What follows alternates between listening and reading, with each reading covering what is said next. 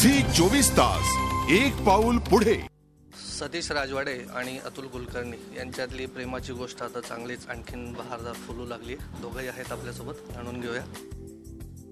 प्रेमाची गोष्ट आम्ही सगळ्यांनी अतुलजींबरोबर तसं ट्युनिंग खूप कमी जणांचं जमतं, पण तुम्ही मात्र आता पुन्हा एकदा त्यांना घेऊन पोपट आणताय. हा प्रश्न विचारून खूप मोठा पोपट केलाय तुम्ही माझा आता.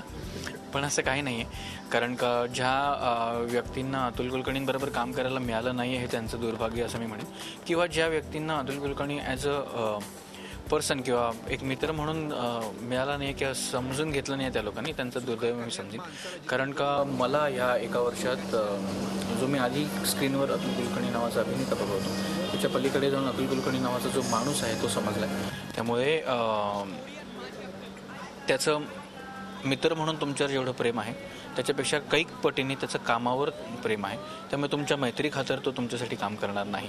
हे जर खूप क्लॅरिटी असेल तुमच्यात, तर तुम्हाला अतुल कुलकर्णी हा माणूस सतत आवडू शकतो. एक दिग्दर्शक म्हणून तुम्हाला जेव्हा एका अभिनेत्यावर कंप्लीट विश्वास असतो की हे पात्र हा अभिनेता खूप योग्य पद्धतीने करेल, तेव्हाच तुम्ही त्याच्याकडे जाता. आणि एक स्वार्थी दिग्दर्शकाप्रमाणे मी सुद्धा त्यांच्याकडे गेलो आणि मी माझं काम सोपं करून घेतलेलं आहे. कारण का जनार्दन शिंगरे हे जे कॅरेक्टर अतुल कुलकर्णी पोपट ह्या चित्रपटात प्ले करतात, त्या कॅरेक्टरमध्ये मी इतरत्र अजून कोणत्याही अभिनेत्याला बघितलं नव्हतं. अतुल दादा, आम्हाला माहिती आहे पुस्तकांवर प्रेम करणारा मनुष्य आहे, कथानकावर गोष्टीवर प्रेम करणारा आहे, नुसतं प्रेम करणारा नाही आहे. पुन्हा एकदा सतीश बरोबर पोपट घेऊन येतात, का यावंच वाटलं लगेच? कारण पाठोपाठ फिल्म येते. तुम्हाला अतुल कुलकर्णींशी कोणाचं जुळत नाही असं का वाटतं? कमी लोकांचं जुळतं, कोणाचं जुळत नाही असं नाही. असं का वाटतं? असं सगळ्यांशी जुळत असतं तर वारंवार फिल्म आल्या असत्या ना एकामागोमाग. मला वाटतं सतीशने दिलेलं उत्तर जास्त जस्टिफाय त्याच्यासाठी होतं की लोकांशी जुळावं म्हणून मी फिल्म्स करत नाही. मी ह्या इंडस्ट्रीमध्ये मित्र जोडायला आलो नाही आहे, मी काम करायला आलेलो आहे. पोपटची गोष्ट मला असं वाटतं की फार उत्तम गोष्ट आहे. अनेक उत्तम जर गोष्टी आपण घेतल्या तर त्याच्यामध्ये सुद्धा एक फार उत्तम अशी गोष्ट म्हणून पोपटकडे बघायला हवं असं मला वाटतं. आणि कुठलाही सिनेमा असो आपण, किंवा जेव्हा थिएटरमध्ये जातो तेव्हा आपण गोष्ट ऐकायला जातो. ती जर गोष्ट आपल्याला अपील झाली तर मग तो नट अपील होतो, मग तो बाकी सगळं अपील होतं वगैरे, हे सगळं नंतर. पण आधी आपल्याला गोष्ट अपील व्हायला लागते. आणि म्हणूनच सिनेमाचा फॉर्म्युला नाही आहे. म्हणूनच कुठल्या तर ह्या नटाला घेतलं की तुमचा नक्की सिनेमा सक्सेसफुल होईल, किंवा ह्या दिग्दर्शकांनी केला म्हणून सक्सेसफुल होत राहील, असं होत नाही. ती जर गोष्ट लोकांना आवडली तरच तो सिनेमा मला असं वाटतं की अपील होतं. आणि म्हणून गोष्टीचं महत्त्व हे खूप आहे. जे पोपटची जी स्ट्रेंथ आहे ती मला असं वाटतं ह्याची गोष्ट आहे. सतीश, एकीकडे अतुलजींसारखा अनुभवी आणि वेगळा कला, दुसरीकडे नवीन फौज दिसते तिघांची. त्यांच्या निवडण्यामागे नेमकी काय कारण? एकतर मी असं म्हणेन की ही मुलं नवीन नाही आहेत. त्यांनी एकमेकांबरोबर पुण्यात भरपूर काम केलं, थिएटरवर भरपूर काम केलं. अमेला आपण खूप जाहिरातींमध्ये बघितलेलं आहे, आपण अमेला नेव्हरमाइंड या नाटकात बघितलं, अय्या ह्या चित्रपट बघितलेला. त्यामुळे वयाने लहान असले तरी त्यांना अनुभव खूप चांगला आहे, खूप मोठा आहे. सिद्धार्थला आपण अनुराग कश्यपच्या पेडलर्स नावाच्या सिनेमात बघितला, जो कानला शोकेस झाला होता, तो सुद्धा जाहिरातीत कामं करतो. केतन पवारला आपण शाळा ह्या चित्रपटात आधी बघितलेला आहे. त्यामुळे सगळ्यांच्या मागे ॲक्टिंगचा अनुभव व्यवस्थित आहे, थिएटरचा अनुभव व्यवस्थित आहे. त्यामुळे ते काय करतायत, ते कोणत्या प्रोफेशनमध्ये आहेत, त्यांचा जॉब काय हे त्यांना व्यवस्थित माहिती आहे. राहिली गोष्ट ह्या तिघांना कास्ट करण्याची, तर कथेची ती गरज होती की 3 अशी मुलं पाहिजे होती जी त्यांच्या बरोबर कुठलीही इमेज कॅरी करत नाही आहे. कारण का ती 3 कॉमन मुलांची गोष्ट आहे, ज्यांना एक असा मनुष्य भेटतो ज्याच्याबरोबर त्यांची मैत्री होते, आणि मग ते चौघेही एक अशी गोष्ट शोधायला लागतात जी त्यांना खूप अनावधानाने सापडते. आणि त्याच्यामुळे होणारा पोपट, की त्याच्या अवतीभोवती होणारा पोपट, किंवा त्या पोपटामुळे होणारा ह्यांचा पोपट, ह्याच्याबद्दलची ती गोष्ट आहे. आम्ही आता प्रोमो पाहिलेला आहे, काहीतरी एकदम खेड्यातली गोष्ट दिसते काहीतरी, आणि म्हणजे इरसाल कॅरेक्टर दिसत आहे, तर प्रत्येकाची भाषा ते वेगळं. पोपट नेमका कोणाचा होणार आहे? कोणाचाही पोपट होऊ नये ह्यासाठीचा प्रयत्न आहे खरं तर हा सिनेमा. तर त्यामुळे प्रत्येक गोष्ट यातली जी घेतलेली आहे सतीशने, म्हणजे त्याच्या कथेपासून चिन्मयला दिलं त्यांनी कथा लिहायला, म्युझिक, याचे कॉस्ट्युम्स, याचं असेल, सिनेमॅटोग्राफी आहे ती, या सगळ्या बाबतीत एकच प्रयत्न आहे की ह्या सिनेमातून जे म्हणायचं आहे ते प्रिसाइजली लोकांपर्यंत पोचावं. यासाठीचा हा सगळा अख्खा प्रयत्न सतीशचा आणि मीरा एंटरटेनमेंटचा आहे. जे कॅरेक्टर आहे ते अर्थातच तुम्ही ऑब्झर्व केलं ते अत्यंत बरोबर आहे. जनार्दन शिंगरे एक लवेबल ज्याला म्हणतो अशा पद्धतीचं पात्र आहे. ते लवेबल या अर्थी की खरं तर तो बाय प्रोफेशन फोटोग्राफर आहे आणि फार भारी फोटो काढतो. आमच्या मुख्याच सिनेमात केतनचं एक वाक्य त्याच्यामध्ये की माझ्या आय कार्डचा फोटो काढला ज्याने आणि आमच्या प्रिन्सिपलने मला विचारलं की तुम्हाला कोड होतं का. तर अशा पद्धतीचं फोटो काढणारा आहे हा. आणि सध्या त्यांनी नुकतं एक शोधून काढलं आहे की आता मी लग्नाच्या व्हिडिओज काढतो, लग्न ज्याच्यामध्ये नवरा बायको अजिबात दिसत नाहीत कधी कुठे, अशा पद्धतीचे व्हिडिओ काढणारा. तर परंतु अत्यंत प्रेमळ, फार चांगल्या मनाचा असा आहे. परंतु स्वतःचे त्याच्यात प्रत्येक माणसात असतात असे गुणदोष असलेला असा हा माणूस. आणि त्याला जेव्हा ही 3 कार्टी भेटतात आणि ते काय म्हणूया त्याला आपण आपल्या भाषेमध्ये एक प्रपोजल घेऊन येतात त्याच्याकडे, आणि हा जो काही एक्साईट होतो आणि त्याला एक स्वतःचं त्याच्यामध्ये एक भविष्य दिसायला लागतं. आणि ह्या जर्नीमध्ये जे त्या तिघांचंही स्वतःला शोधणं आहे आणि त्यातनं एक वेगळाच मुद्दा पुढे येऊन लोकांना एक वेगळीच कथा त्यांच्यापर्यंत पोहोचवण्याचा हा जो प्रयत्न आहे, त्याच्यामध्ये हे जे पात्र आहे जन्याचं, ते खूप महत्त्वाची भूमिका बजावतं. याच्यामध्ये एकाच्या हातात कॅमेरा दिसतोय, दुसरीकडे वेगवेगळे डायलॉग्सचे असे काय म्हणतो त्या तालमी चालू आहेत. तर काय गावातली आहेत सगळी मुलं, सिनेमा काढायचा आहे की काय? हो, जसं त्या प्रोमोमध्ये म्हटलेलं आहे की माझी स्टोरी तुझी, तू हिरो आणि मी कल्पना माझी अक्कल. तर असं तिथे तुम्हाला लेखक, दिग्दर्शक, निर्माता आणि नट असे सगळेच त्याच्यामध्ये दिसतात. तर तो प्रयत्न नक्कीच आहे त्याच्यामध्ये, पण तो एक छोटा भाग आहे या सिनेमाचा. पलीकडे जाऊन खूप मोठं स्टेटमेंट हा सिनेमा करतो. 3 वेगवेगळे आहेत, म्हणजे आम्ही असेल यात. तुला आनंद नक्कीच असेल की एकांकिकातनं वगैरे ही सगळी मंडळी पुढे आलेली आहेत. तुला ह्या तिघांपैकी कोणाचं काम भावलं स्पेशली? तिघं जी आहेत ती एक अशी पिढी रिप्रेझेंट करतात की ज्या पिढीला प्रचंड क्लॅरिटी आहे आणि खूप आधीपासून. त्याचं कारण असं की त्यांना खूप एक्सपोजर आहे लहानपणापासून. मला आठवतं आमच्या घरात जेव्हा पहिल्यांदा रेडिओ आला तेव्हा माझ्या वडिलांनी मला सांगितलं होतं रेडिओला हात न लावायचा. हे पहिलं इन्स्ट्रक्शन होतं माझ्या वडिलांचं. आणि ह्या पोरांचं म्हणजे जन्मताच त्यांच्या हातात मोबाईल आहेत आणि टी व्ही. ही फार महत्त्वाची गोष्ट आहे. आपल्या प्रोफेशनबद्दल इतकी क्लॅरिटी आहे या मुलांना की मला कधीपर्यंत करायचं आहे, का करायचं आहे, कसं करायचं आहे वगैरे. आम्हाला अजूनही माहिती नाही आम्हाला काय करायचं आणि नक्की कधी करायचं आणि कधी थांबायचं. आम्हाला कळत नाही कधी थांबायचं अजूनही. पण मला असं वाटतं की हे तिघं मिळून जे, आणि परत वेगवेगळ्या बॅकग्राऊंड्स आहेत तिघंही, अत्यंत वेगवेगळ्या बॅकग्राऊंड्स आहेत तिघंही. जरी पुण्यातले असले तरी आम्ही पूर्ण वेगळ्या पद्धतीचं बॅकग्राऊंड आहे. केतन पुण्यात शिकत असला तरी तो साताऱ्याचा आहे, त्याचे वडील वेगळ्याच बॅकग्राऊंडमधले आहेत. सिद्धार्थ मेनन आहे, मल्याळी आईबाप असलेला पुण्यात वाढलेला मराठी पोरगा आहे, उच्च मध्यम वर्गातला. तर एक कम्प्लिटली एक क्रॉस सेक्शन समोर येतो आणि त्यामुळे प्रत्येकाची धाटणी वेगळी आहे. आपल्यासोबत आहेत पोपटमधले 3 स्टार, ज्यांची खेड्यामधले जे काही धमाल करतायत, सिनेमा काढायचा आहे का फिल्म, प्रत्येकाच्या एकाच्या हातात कॅमेरा दिसतोय, डायलॉगचे काहीतरी रिहर्सल दिसते. बरोबर. नेमका रोल काय?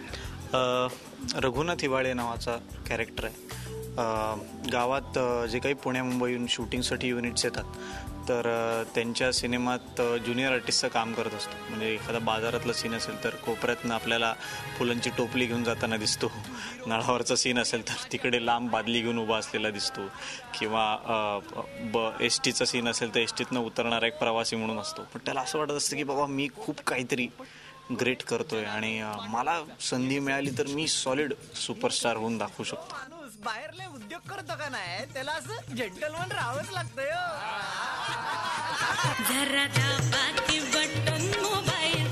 म्हणजे स्टोरी मध्ये बाई आली. आपला हात तुरून तर थण हाय ना म्या पोटोशी असल्यापासनं. एक बाई सांभाळत दुसरीकडे जाईल. राईट फ्रॉम आमचे लुक्स, कॅरेक्टर्स, स्क्रिप्ट मी सगळं आम्हाला ते पहिल्यांदाच मला वाटतं एवढ्या चांगल्या प्रकारे त्यांनी आम्हाला इन्व्हॉल्व करून घेतलं. तर ते आम्हाला फार चांगलं वाटलं की एवढ्या कमी वयात आम्हाला ते एक अनुभवायला मिळालं. केतन, शाळामधलं आम्ही पाहिलेलं आहे केतन. पुन्हा एकदा तीच गावातली काहीतरी धमाल धांगडधिंगा दिसतोय काहीतरी. नाही मुळात सिनेमात 12वीतला आहे आता मी, शाळामध्ये जरी 10वीतला होतो तरी. आणि बरोबर हे आता तिकडे वेगळे मित्र होते, आता हे खरे मित्र आहेत. त्यांच्याबरोबर मी गेली 5 वर्ष काम करत आहे, त्यामुळं खूप मजा आली. आणि त्याचबरोबर अतुलदादा आणि सतीशदादा म्हणजे दुधात साखर असं काम झालं यावेळी की खूप चांगल्या लोकांबरोबर काम करायला मिळालं आणि तेही एकाच सिनेमात. तर खूप मजा आली. मजा म्हणजे आम्ही तिघं नॉर्मल खूप मजाच करतो, पण यावेळी अजून बाकीची लोक होती त्यामुळे खूप धमाल आली.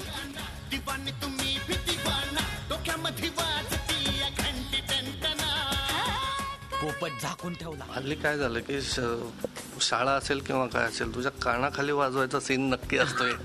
ते आता मला काही नक्की माहित नाही की असं का असतं की मला बघितलं की फक्त मारावं असं वाटतं, माहित नाही. पण प्रत्येक ठिकाणी वडील माझे असे आहेत की जे फक्त मारतच असतात आणि त्यांचा ऐकण्याशिवाय पर्याय नसतो.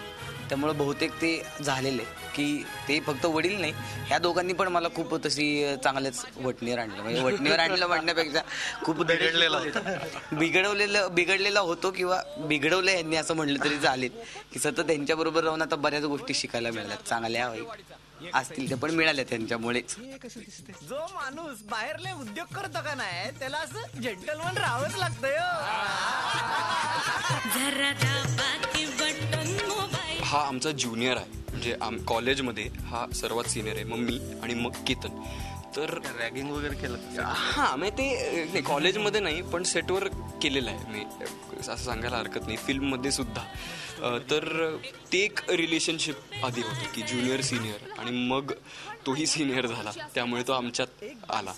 आणि आम्ही पाहिलंय, म्हणजे आम्ही एकमेकांना पाहिलं जेव्हा आम्हाला कुठली तरी फिल्म मिळते तर आम्हाला माहितीच की तिकडे काय घडते. तसंच केतनचं जेव्हा तो ऑडिशनला गेला होता, शाळा शूटिंग तो शूटवरनं आला, तर हे आम्हाला माहिती आहे सगळं. इंटरेस्टिंग असतं फारच, म्हणजे आपल्याला माहिती असतं की केतन कसा आहे, पण काही नवीन रंगही दिसतात. त्यामुळे काय सांग, तुला जाहिरातींमधनं पाहिलेलं आहे, प्लस तुझा आय्या सिनेमातला तुझा रोल. छोटे छोटे रोल असतात पण ते प्रेक्षकांना आता भावायला लागलेले. पोपटमध्ये तुझं असं काय असणार आहे की प्रेक्षकांनी तो बघायला यावं? मला असं वाटतं की शूटिंग करताना आम्ही इतकी मजा केली आहे या सगळ्यात की आता आम्ही डबिंगच्या निमित्ताने सिनेमा बघतोय, तर ती सिनेमात पूर्णपणे दिसलेली. मला असं वाटतं कुठलीही कलाकृती वर्क व्हायला, ती प्रेक्षकांना रिलेट व्हायला आधी ती त्या काम करणाऱ्यांना रिलेट व्हावी लागते, त्या कलाकारांना रिलेट व्हावी लागते. त्यांच्याकडनं ती प्रामाणिकपणे झाली तर ती प्रेक्षकांना नक्की आवडते. तर असं सगळं या कलाकृतीबाबत जुळून आलं आहे असं मला वाटतं. आणि त्याच्या मागे एक उत्तम कथा आहे चिन्मय केळकरची. सतीशदादा सारखा माणूस आहे ज्यांनी आम्हाला लिटरली हात धरून पूर्ण प्रवास घडवला आहे. आणि अतुल सरांसारखा मोठा कलाकार आहे ज्यांनी आम्हाला या पूर्ण प्रवासात उत्तम गाईड केलं आहे. तर एवढ्या सगळ्या गोष्टी असताना मला असं वाटतं की ही अशी कलाकृती जी आपण चुकून चालणार नाही, ही फिल्म आपल्याला बघावीच लागेल. आपल्यासोबत चिन्मय केळकर आहे. चिन्मय, खूप खूप स्वागत आहे. प्रेमाची गोष्ट केल्यानंतर आता पोपटाची गोष्ट काय असणार? पोपटाची गोष्ट बेसिकली 3 मुलांची गोष्ट आहे आणि हे 3 तरुण अशा वयातले आहेत की जे कुठल्याही गावातच नाही शहरामध्येही अशा पद्धतीचे या वयाचे जे तरुण असतात. तू हिरो, मुख्याची स्टोरी आणि माझी अक्कल.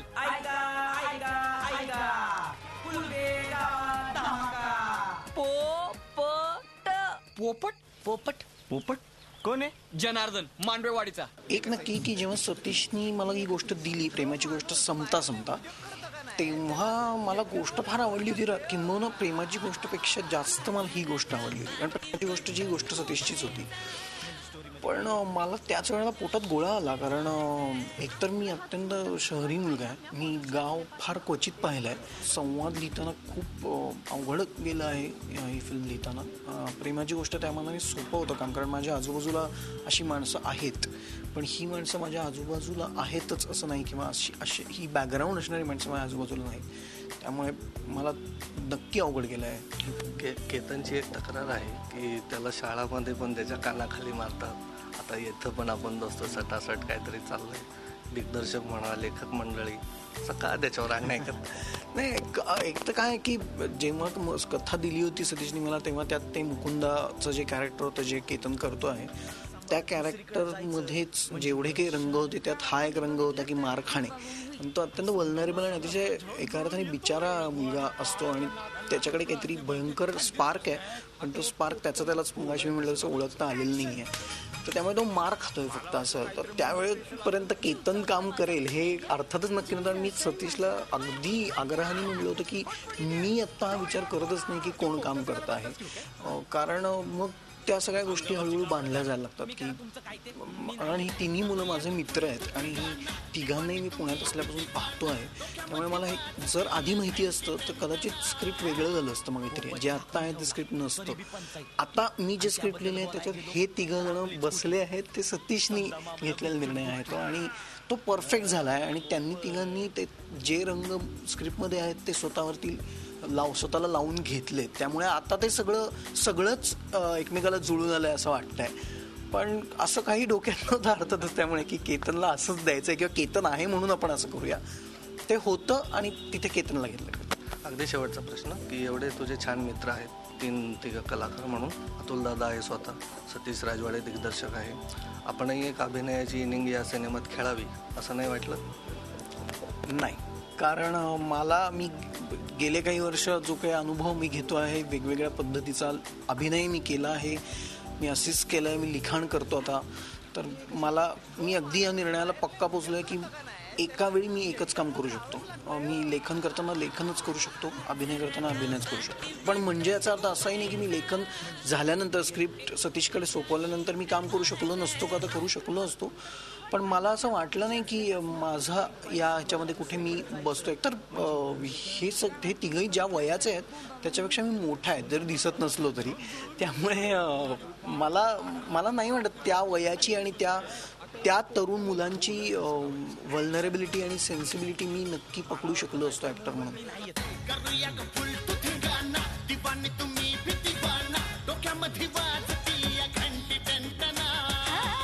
पोपट झाकून ठेवला तरी बी पंचायत, आणि त्याबद्दल बोलाय गेलो तर आपलीच खोटी. समजा मामला गुपचूप. खूप खूप धन्यवाद आणि ऑल दी बेस्ट. थँक्यू. तर एक प्रेक्षकांचा पोपट होणार नाही अशी ही एक प्रेमाच्या गोष्टीनंतरची एक पोपट घेऊन सतीश राजवाडे आपल्या भेटीला येतोय. एक वेगळी, पुन्हा एकदा एक ग्रामीण ढंग असलेली एक वेगळी कहाणी तुमच्यासाठी येते. व्हिडिओ जर्नलिस्ट दीपक केदारसह Prashant Naspure, Zee media, Mumbai. Zee 24 तास, एक पाऊल पुढे.